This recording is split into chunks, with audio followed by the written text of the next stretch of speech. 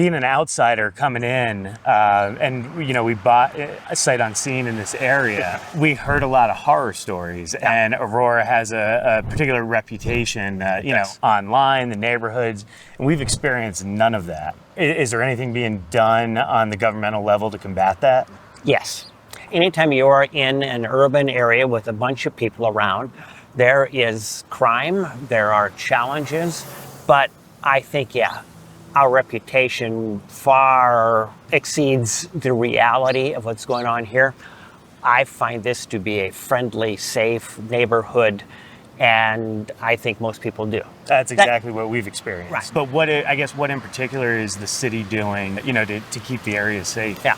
So the city is engaged, and the police department is involved in some things. And I don't know if you know the history, but we've gone through some real challenges with policing in this community, from historically Elijah McClain and some national, news. We've had like 7 police chiefs in the last 5 years. Wow. So there's constant turnover there. There's staffing shortages there. The police department is under a consent decree. That is a state mandate from the Attorney General to make reforms. And I have sat on the Community Advisory Council for that for the last 4 years now. They are making some good progress. Some of their numbers are up as far as new recruits and getting people involved. So some of their staffing shortage issues are looking better, but it takes a while for those officers to be trained and to be really up to par on the streets. And so it takes a while. But I feel like our police chief, our police department is responsive, but we're going to have to stay engaged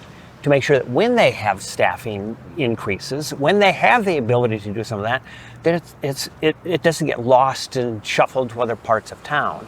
We have to look out and speak up for ourselves and make sure that we have the adequate resources. But we also need other kinds of things to help in the process. You can't just arrest everybody and solve the problem. There are a lot of good nonprofits here that do some after-school programming and do other kind of support services. We need to support that. Other even city agencies had some great success with city-like licensing and code enforcement and those sort of things, to do some non-policing things that really make a difference in our community and reduce crime. We not only have a problem with some crime and with some challenges with public safety, but I think the perception of safety, the perception of crime, and that is hard to shake. And we need to do a better job of telling our story.